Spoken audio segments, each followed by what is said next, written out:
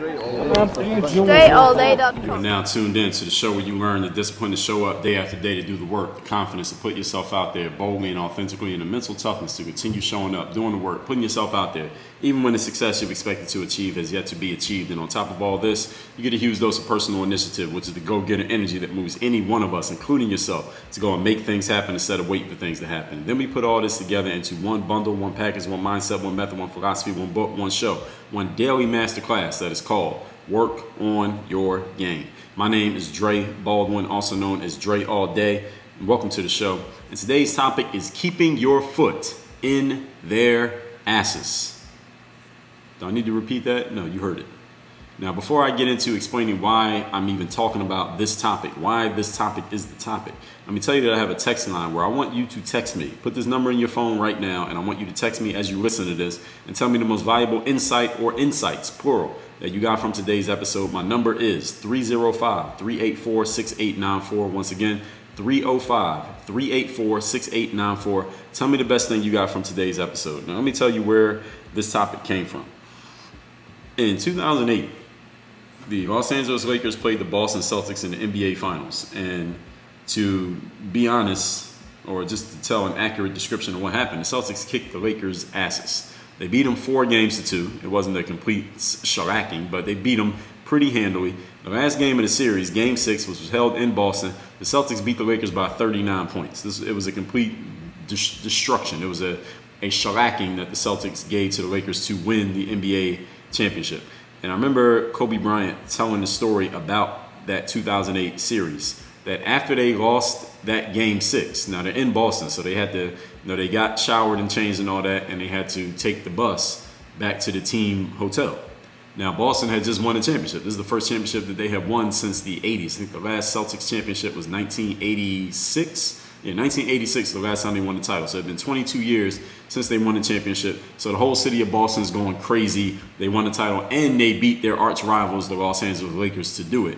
And Kobe told the story of how when the Lakers team was riding the bus back from the arena to the hotel, the fans knew that that was the Lakers team bus, and they were surrounding the bus, shaking the bus, yelling at the bus, just basically taunting the Lakers like, hey, we just kicked your ass and beat you in the NBA Finals. It wasn't like any type of physical threat type of thing, but it was just harassing the Lakers and letting them know, hey, we just kicked your ass on the court, and we're going to harass you on the way back to the hotel after you got your ass kicked like that. And Kobe, just told that story and how it really fueled him for the upcoming season. So that summer, this is 2008 we're talking here, Kobe joined a bunch of other great NBA players to play on Team USA to represent the United States in the Beijing Olympics. And that was the quote-unquote redeem team. They went back and they won the gold medal. They went and won the gold medal in Beijing, beating Spain in the gold medal game. Kobe played a starring role late in that game.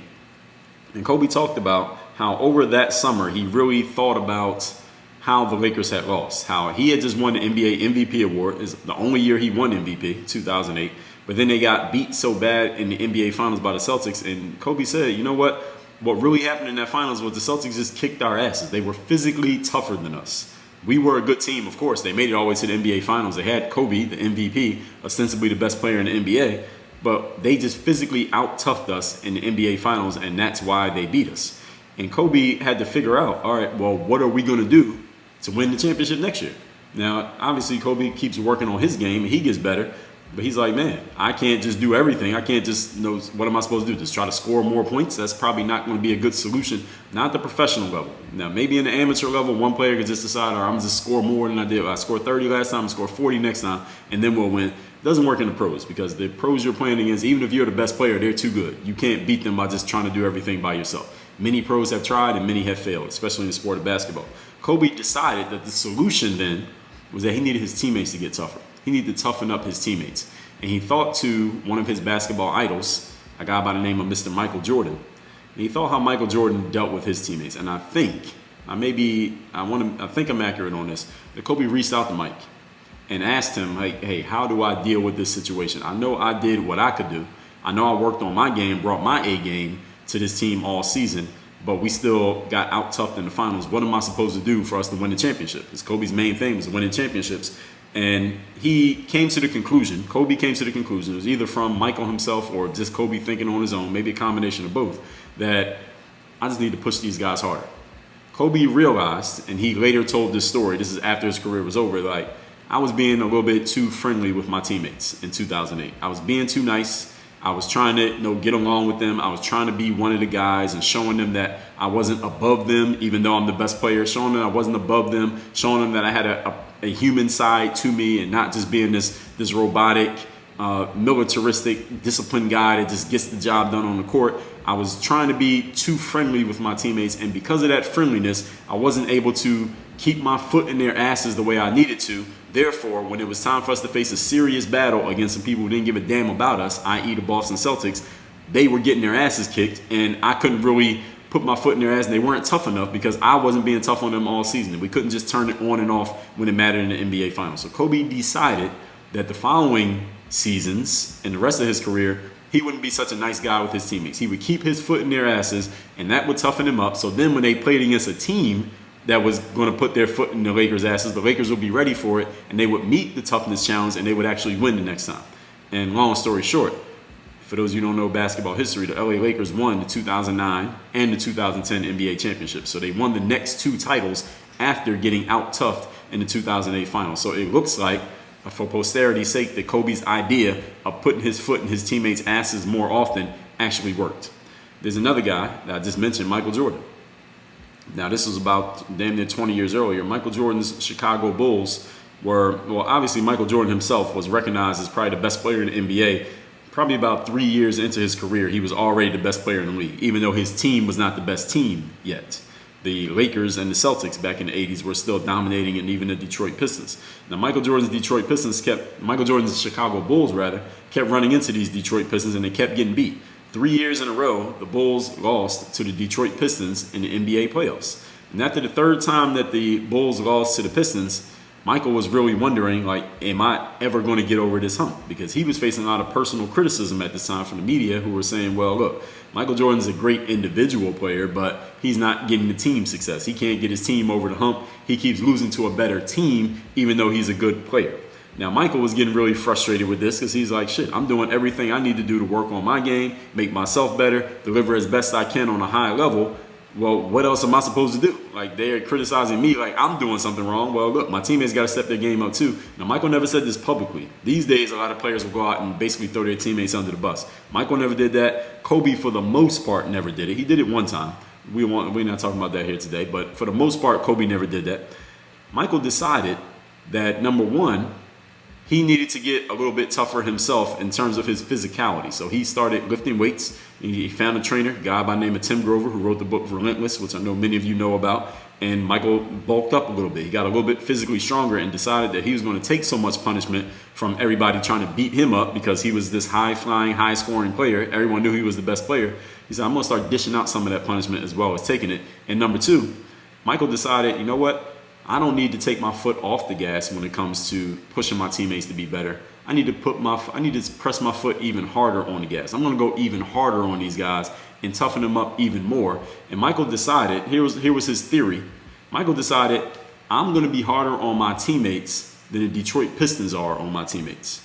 So when we face the Detroit Pistons next time, because Michael could see it was inevitable, we're going to face these Pistons again. We're going to have to play them again, and we're going to have to beat them again. Michael decided that if I'm harder on them than the Pistons are, the next time we face the Pistons won't be such a gargantuan task for us because I've been kicking my teammates' ass so bad that the Pistons will be like a walk in the park. And Michael decided that's what he was going to do. And again, for those of you who don't know basketball history, 1990, the Bulls lost to the Pistons for the third year in a row. But in 1991, they did. Lo and behold, they played the Pistons again in the Eastern Conference Finals, and the Bulls beat them. Actually kicked the Pistons' ass 4-0, swept the Detroit Pistons and put it into the Detroit Pistons dynasty. The Chicago Bulls went on to beat the Los Angeles Lakers in the NBA Finals that year. Then they won the next two finals. Michael took some time off from baseball, came back, won 3 more finals after that. So once Michael got on top, he never lost his spot from being on top again. After he was losing, but after both he and Kobe, I'm telling you both of these stories, they both decided that they need to keep their foot in their teammates' asses more in order to toughen them up so that they would be better prepared for the challenges ahead so they didn't lose again.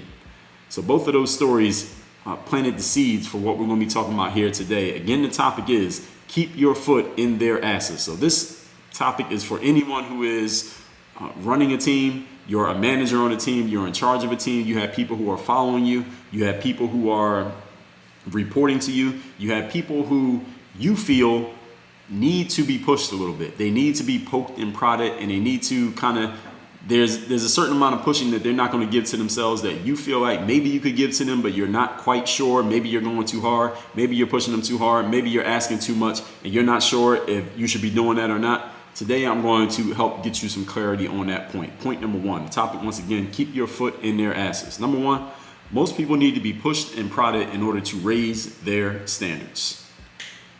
And even then, many people will only go as far as they are pushed to go.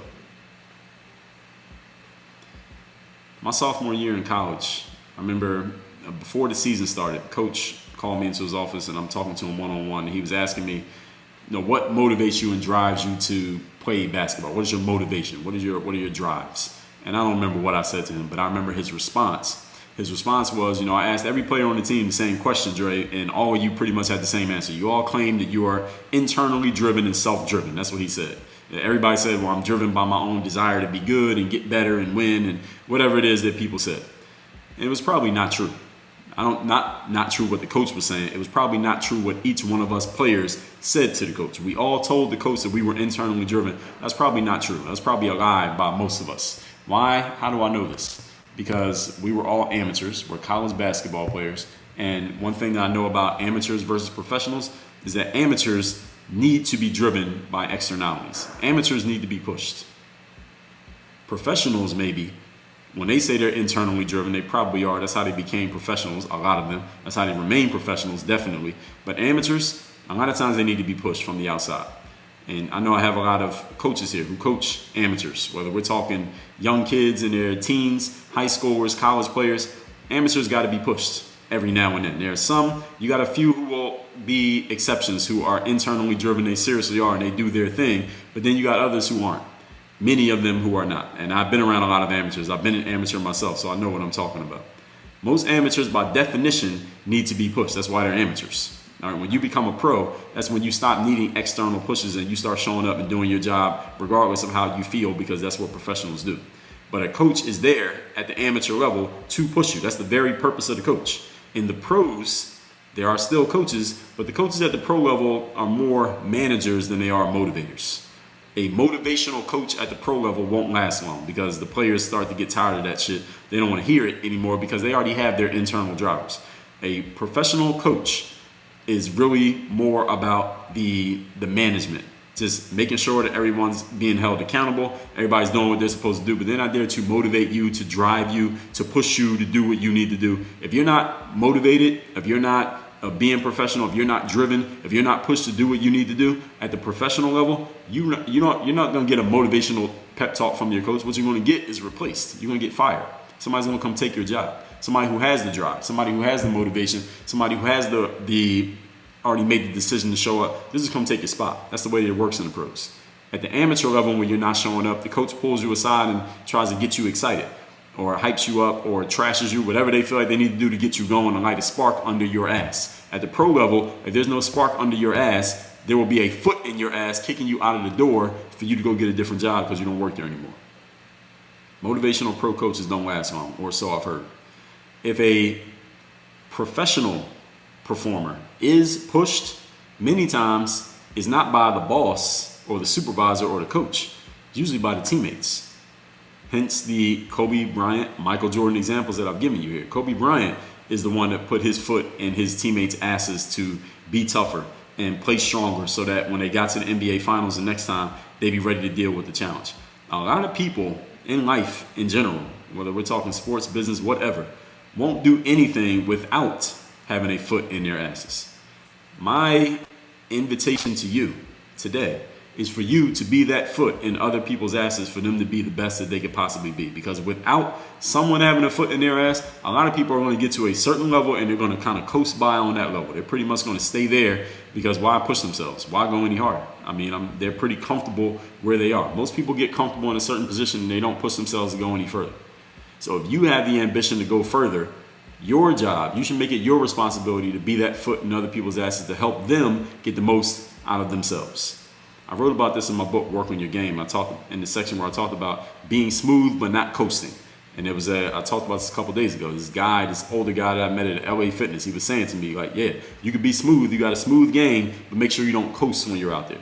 And he was basically trying to give me that idea of having that foot in my ass, even though I'd never seen this guy before and never seen him after that. That was the concept that he was giving me there, and I always remembered it because I never heard anybody say anything like that. Nobody had ever communicated anything to me in that way before. So you can take it upon yourself. You see yourself as that leader. You see yourself as the alpha dog on your team, to be that foot in other people's asses, because otherwise, without that foot, most people are going to get to a certain level and they're going to coast there and they're going to stay there. Now, if your team is good enough with everyone being at that level, then you're good. But if you plan on that team advancing and going any further or higher than they are right now, somebody got to do it.